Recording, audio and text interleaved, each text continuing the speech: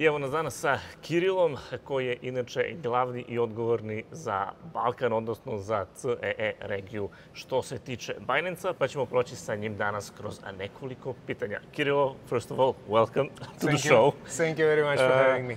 Let's start off easy. How did you get into crypto? It was not that long time ago. It's actually from the 2020, kind of. So I was having three types of experience in the past: banking, fintech, and government. So then I started doing crypto a little bit, and then I started Binance after 1 year after getting into the crypto. At that time, for Binance, it was not that important, the deep knowledge of the crypto from the technical perspective and the historical perspective, but more someone who can talk to the regulators, partners, community on the same language to elevate the game a little bit from the startup for a more diverse company. Yeah, so your role is basically today more of the regulation side. Considering our region, it's a bit different. Like you are SEE, which is like Central Eastern Europe, and that would basically mean like some countries are in the EU and some are not. How is that working out for you?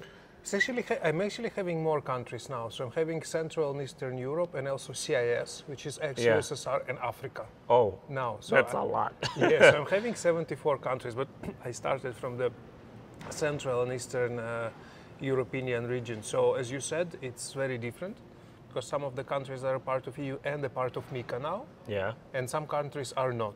Yeah. So our product offering and what we can and what we cannot do for every country is different, provided the regulation, because we respect obviously the rules and the regulation, and we strictly follow this. So the product offering for the European countries and for the Balkans countries will be slightly different. Yeah, currently I think for Serbia we basically use Binance Global. There's nothing specific at the moment. I've seen maybe for Croatia some things are changing because it's EU, it's MiCA. We talked about this in Georgia about, you know, USDT to USDC, what's regulated, what's not. Do you currently have any specific plans possibly for Serbia, given that Serbia has some digital laws actually from a few years ago? Yeah. So we'll cover this definitely because all our users are interested what's happening with the stablecoins, right? But first start with Serbia. So Serbia for many years now has their own regulation, and we don't do anything locally. So we operate for Serbian users on the reverse solicitation basis. Yeah. This means we are not present in the country, we do not speak local language, we do not do any marketing. However, if the Serbian user finds our service online themselves, they can use it. Yeah. That's how we operate in all of the countries when there is restricted countries. So we shouldn't be targeting Serbian users or promoting us to come and join our services, but they can use it themselves. Yeah.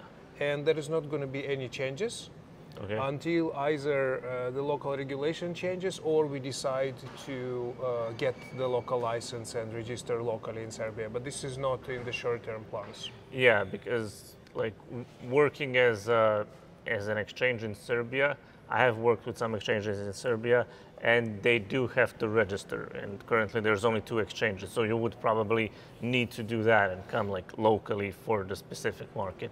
Yeah, the thing is that we have a lot of the countries that are on the same stage. They either already introduced their regulation or they are working on it. Yeah. So we have to be selective which countries we pursue the first. So currently we are the most licensed exchange. We have 20 licenses, but there is obviously so many countries. Yeah. It's not that Serbia is not important. It is. It's the biggest in the sub-region of the Balkans, but it's just not the current plans to apply for the license there. Yeah. Let's get back to like crypto. Do you follow it like for yourself? And of course, checking charts every hour. Do you have like any narratives that you're following now? Are you all into Bitcoin, or do you go into alts and stuff like that? You mean me personally? Yeah, personally. So I'm Without Binance, yeah, just Kyrylom the person. Yeah, I'm a Bitcoiner. Yeah, you are. Yeah. Then we're closer. Yeah. And there is a good news, the good price movement. So finally, October woke up. Yeah. A couple of days before the end of the month. So hopefully we will finish the month strong. Do you think the U.S. election will have such a big impact that is expected? I mean, you know what they're saying. Like, if Trump goes, it's got more bullish. If Kamala comes, it's less bullish, but it's still kind of bullish. Do you think it will be a big change or not, whether one of them is elected? It's hard to say what exactly influencing it, right? It's not so clear how the narrative influences. Yeah, it's difficult with politicians because they will say practically stuff to, get in power. So it's not like we have any promises currently. Yeah, so yesterday the Bitcoin ETFs has grown for almost another $500 million, I think. Yes. 490. Yes, it was huge. I think it was over 300 million just for BlackRock. Yeah, and there's 400 something total. Yeah. So this I understand, right? Yes. The Bitcoin ETFs is having more liquidity, they buy more Bitcoin, the price goes up. How the elections will influence it directly, I don't get it, but yeah, the narrative is there, so hopefully I think the entrance of BlackRock specifically just boosted everything up and gave kind of some legitimacy to Bitcoin for those who are a bit wary, It's not easy for everyone to, get a hardware wallet, to take care of their own keys, especially for companies. I mean, you do that for millions of users pretty successfully by now, with everything that has gone past. Are there any major changes that have happened since the change in CEO in Binance? I mean, the users haven't felt anything. I mean, it's been working before, it's working now, even during all the turbulence after FTX and everything.